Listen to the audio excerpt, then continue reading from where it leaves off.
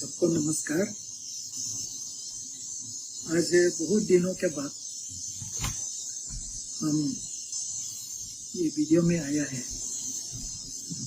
और इस वीडियो में आप सभी लोग उम्मीद करेंगे कि इतने दिनों से मेरे ऊपर में काफ़ी एलिगेशन लगाया है और निर्जुली पुलिस स्टेशन में एफआईआर भी लॉन्च किया है। और ये सवाल सभी का है कि तुम पिछले इतना दिनों से अपना विचार अपना बात को नहीं रखा है। हम एक सरकारी नौकर है, हम लोग का कुछ लिमिटेशन है और उस लिमिटेशन का अंदर में हमें काम करना होता है। दो चीज़ है जो हम क्यों सोशल मीडिया या मीडिया में नहीं आया। एक है कि चाहे कोई भी कारण रहा हो, हमारा साथ में जो काम करते थे वो सुसाइड किया है और माँ पिताजी, परिवार के लोग, दोस्त, सोसाइटी के लोग दुख में थे। ऐसे दुख के घड़ी में हमको ये सही नहीं लगा कि हम आप लोग का बीच में इस प्रकार का बात करें। हमें भी दुख है कि किसी का बेटा, किसी का भाई, किसी का दोस्त इस प्रकार से सुसाइड करें। आप लोगों का दुख का साथ हम भी अपना को शामिल करके मैंने कोई भी बात नहीं बोला। काफ़ी लोगों ने सवाल पूछा लेकिन हमने जवाब नहीं दिया था, तो मैं सोचा समय आने पर जवाब देगा। केस अभी पुलिस स्टेशन और कोर्ट में होगा, तो मैं भी दूसरा पॉइंट ये कि अभी किसी को जवाब देकर भी इतना इसका जरूरत नहीं होता है। इसलिए हमने ये वीडियो किसी को शेयर नहीं किया। ये वीडियो अभी शेयर करने का बाद बीच में बहुत कुछ हो चुका होगा और हमारा अपना लोग भी हमको चाहने वाला लोग भी कंफ्यूज होगा और खास करके हमारे साथ जो ऑफिस में काम किया, उनके साथ जो काम किया, जो दिन रात उन लोग का साथ में काम किया, जो इस विषय में 100% पता है, उन लोगों का तो ज़रूर ये बात बनता है कि वो हमको क्यों जवाब नहीं दे रहा है। जब हम इनोसेंट है तो हम क्यों जवाब नहीं दे रहे हैं। तो इसलिए जवाब हम नहीं दे रहा था क्योंकि आगे हम जैसे बताया दुख के घड़ी में इस प्रकार का बात करना सही नहीं होगा। तो आज कुछ दिन हो गए हैं, तो मुझे लगता है कि अभी सही समय है पब्लिक का सामने में सच को हम प्रकट करें। तो मेरा भी तबीयत इतना अच्छा नहीं रहता है, सभी को पता है और अभी देखने से भी आपको पता है मैं 18 साल से क्रोनिक डायबिटिक पेशेंट है और मेरा हेल्थ को तो आपको दिख ही रहा होगा। तो इस महीने हम जैसे भी हो मेरा आप लोग का सामने में पेश करना बहुत ज़रूरी है। तो इसके बाद हम सबसे पहले ये जानकारी आप लोगों को देना बहुत ज़रूरी है। हम जो डिजीज पर्सन है उनका साथ किसी हमारा मुलाकात हुआ। मेरा मुलाकात वैसे आप सभी को मालूम है, हमारा ऑफिस तो खुला रहता है। उन्होंने आया है ऑफिस में, क्योंकि अभी मैं डीसी ऑफिस से निकल गया हूँ, इसलिए मेरा पास रिकॉर्ड नहीं है। जहाँ तक कितना याद है मैं यही आप लोगों को शेयर करूँगा। ये अप्रैल महीना होना चाहिए। एक दिन वो मेरा ऑफिस में आया और वो अपना को एक एडवोकेट बोल के आया, काम सीखेगा। तो हम बोला है कि यहाँ काम करने के लिए कोई वैकेंसी नहीं है, तो जब वैकेंसी नहीं तो आपको हम काम नहीं लगा सकते। काफ़ी चर्चा हुआ था। वैसे हम दोनों जो बात कर रहा था, स्टाफ लोग भी था। वैसे स्टाफ लोग अपना काम में बिजी था। उन लोग ध्यान दिया ना नहीं दिया, बहुत दिन हो गया। फिर भी स्टाफ लोग जरूर था। बिना स्टाफ का हम दोनों का अकेला बातचीत नहीं हुआ, बहुत देर बातचीत हुआ। उनका बारे में हमको बोल के सही है ना गलत है मुझे पता नहीं, लेकिन आज मुझे साझा करना बहुत जरूरी है। किस किस पॉइंट को लेके हमने उसको पूछा और उन्होंने बताया अपना इस डिस्कशन के दौरान। उनको डीसी ऑफिस खास करके हमारा जो कामकाज है वो काफ़ी सराहना किया और बोला है कि वो हमारा फैन है और समाज के लिए जो हम काम कर रहा है उसमें वो भागीदारी होना चाहता है।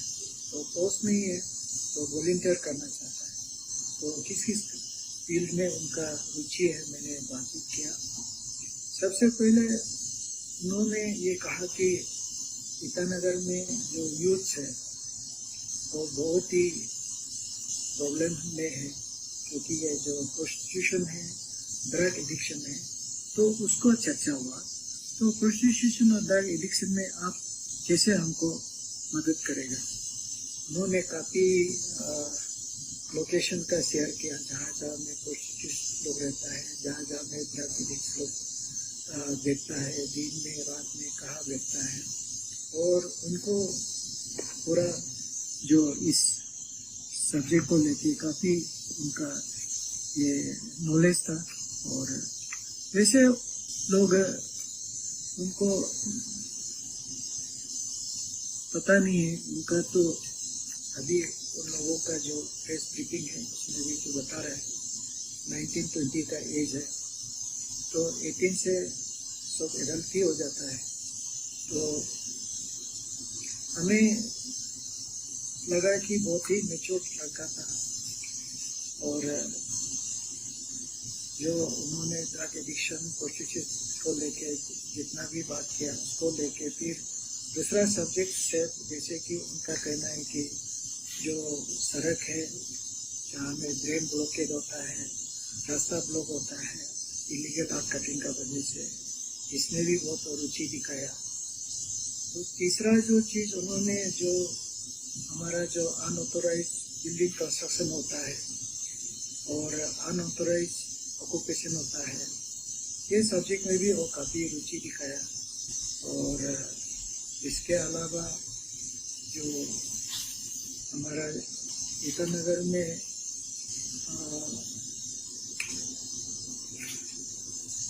काफ़ी जो टाउन प्लानिंग का जो काम होता है अभी ठीक से नहीं चल रहा था, तो उसका ऊपर में भी वो हमारा जितना भी चीज़ है उनको लेके उन्होंने काफ़ी हमें फोर्सफुली रिक्वेस्ट किया कि मुझे वॉलंटियर करना है। तो हमने बहुत मना किया कि ये सब चीज़ बहुत ही रिस्क वाला काम है, आप इसको कैसे करेंगे।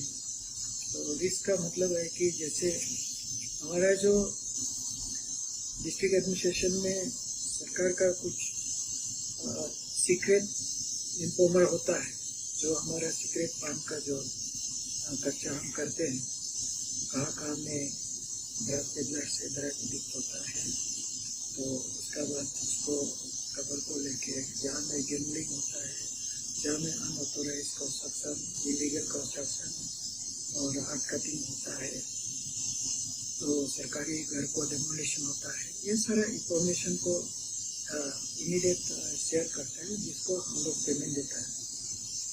तो इनको ये सब चीज़ में इंटरेस्ट था और यहाँ में हमारा एक वीक पॉइंट था कि हमें प्रॉपर इंफॉर्मेशन, टाइमली इंफॉर्मेशन नहीं मिलता था। तो उसको लेके हमने इनका साथ बातचीत करके बहुत देर उन्होंने रिक्वेस्ट किया, तो होगा हम थोड़ा बिजी था, उनको हम बोला कि होगा ठीक है, आप कल फिर आ जाइए। तो कल हम सोचेगा, तो हम बोला नेक्स्ट दिन आ जाओ, मतलब कल आ जाओ। फिर वो आया, आके हमने बताया कि ऐसे ऐसे काम होता है।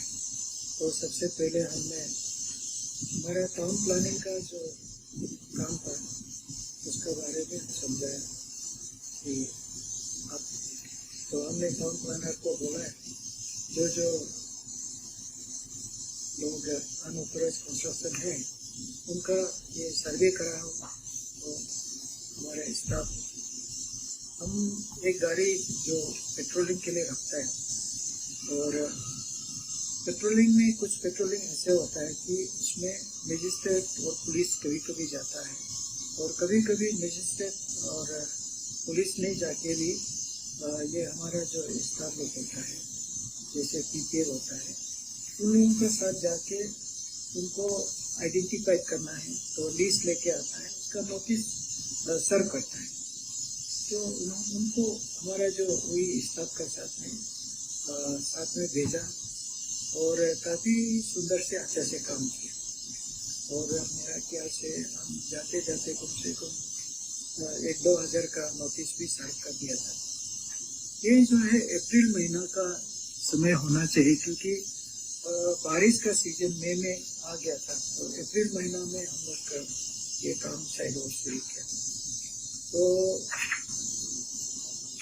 उसके बाद तो उनको काफ़ी काम और काफ़ी उसका मजिस्ट्रेट का साथ, पुलिस का साथ, उन्होंने काफ़ी काम किया।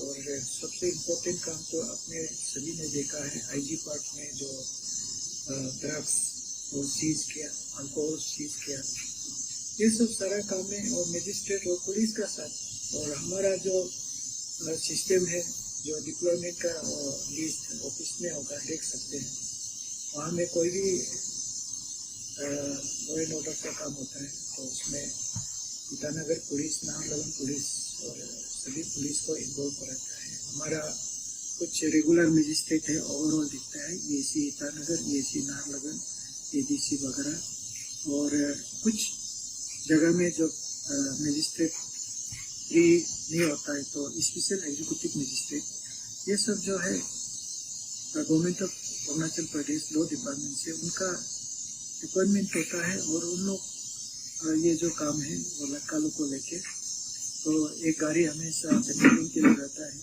तो उसका साथ में और भी लड़का लोग होता है, और पुलिस लोग लेके ये सब काम करता है। तो इसी बीच में ऐसे कोई समय हम उनका साथ कोई पर्सनल मीटिंग या पर्सनल और फिजिकल कोई ऐसे संबंध नहीं रहा। इसका बारे में हमारा जो ऑफिस का जितना भी 15-20 स्टाफ रेगुलर वहाँ रहता है, और मेरा PSO लोग रहता है, मेरा PA लोग रहता है, उन लोगों से हमारा रिक्वेस्ट है कि जो लोग हमें शक करता है, तो वो जाके उनको बात कर सकता है, पूछ सकता है कि कोई ऐसे समय हम और उन दोनों का बीच में कोई फिजिकल संबंध है। आप हमें तो काफ़ी वायरल वीडियो बना दिया कि हम इन रिटर्न ऑफ सेक्सुअल ये के लिए MTS का नौकरी दिया। आप इतना दूर नहीं है, आप लोग ईटानगर में ही आप ये सब हुआ है, तो आप डीसी ऑफिस में जाके उनका नाम एमटीएस का लिस्ट में है कि नहीं देखिए। कोई एमटीएस उसको नहीं दिया गया है। डे 1 से उनको बोला कि कोई वैकेंट पोस्ट नहीं है। तो एमटीएस आप लोग बार बार आप लोग पुलिस को बता रहे कि उसका बदले में हमने उनको ये एमटीएस का नौकरी दिया। बिल्कुल गलत है, बिल्कुल झूठ है, और ये रॉन्ग इंफॉर्मेशन है कि एमटीएस देके उनका साथ हम ये सेक्सुअल रिलेशन रखा है बिना सबूत का, बिना जांच का।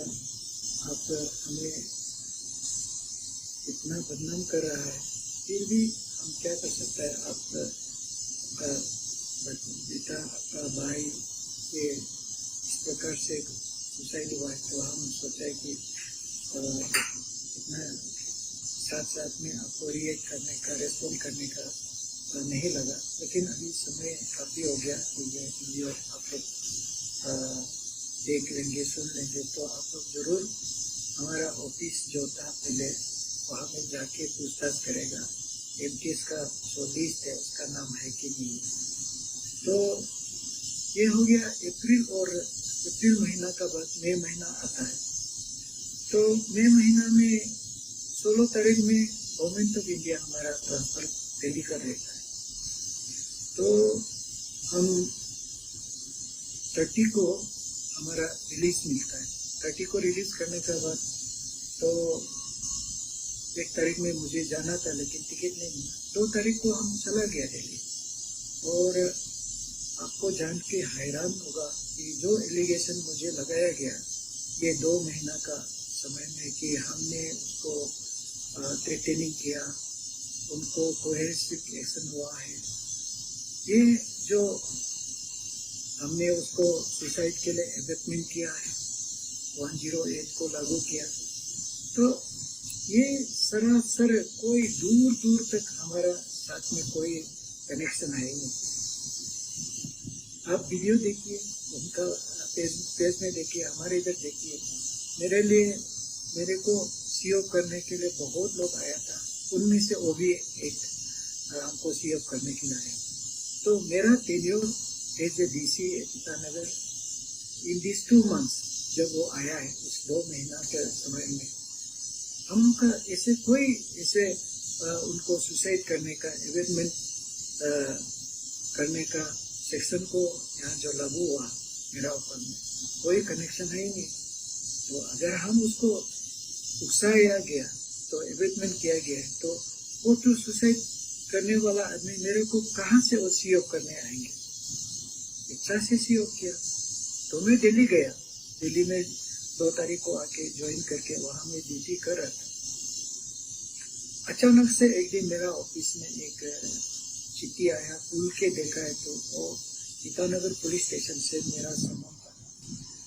तो जो समन लेटर को मिलने का साथ साथ मैंने ओसी से बात किया, आयोग को बात किया, तो तब मुझे पता चला कि उनका ऊपर में संगीन धारा लगाया गया है और बताया गया कि वो टेक मजिस्ट्रेट बन के एक्सटॉर्शन किया गया है और काफ़ी लोगों को कुछ तकलीफ दिया है, जिसका कारण से उनको अरेस्ट हुआ है। और मुझे कुछ क्वारीज दिया गया था, जो 12 to 20 साइड ये क्वारीज था। मैंने उसको अपना स्टेटमेंट को साइन करके उन लोगों को दे दिया। तो उसके बाद इनका फोन कॉल आता है कि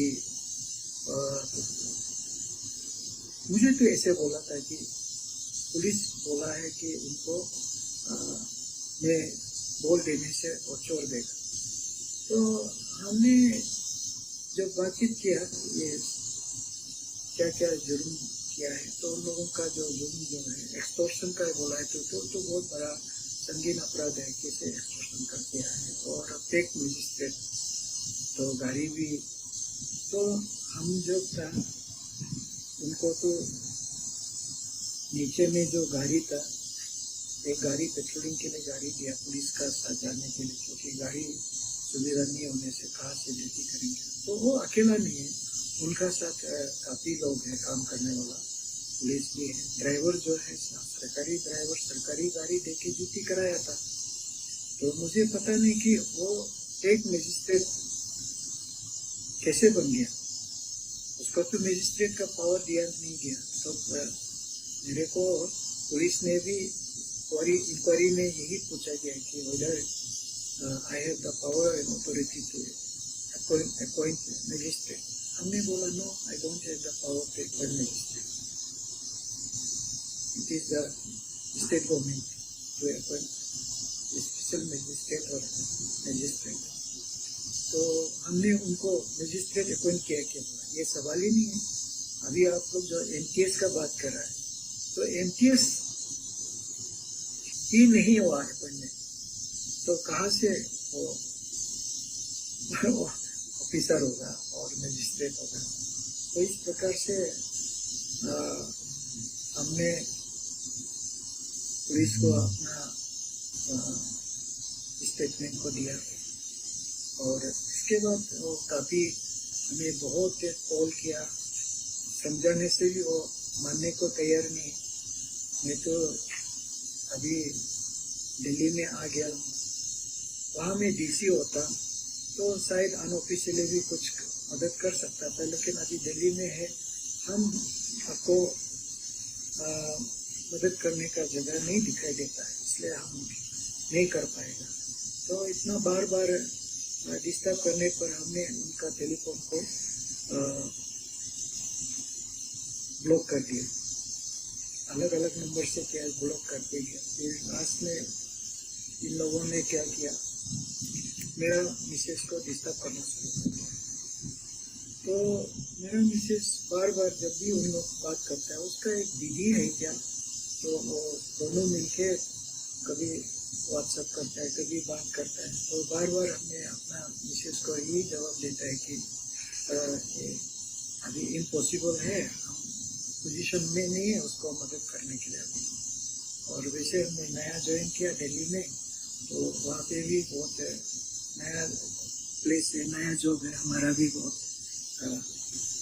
काम, घर का काम, ऑफिस का काम में परेशान था। तो वहाँ में भी ऐसे बिजी हो गया। तो मिसेस बार बार उनका बात को मुझे शेयर करता है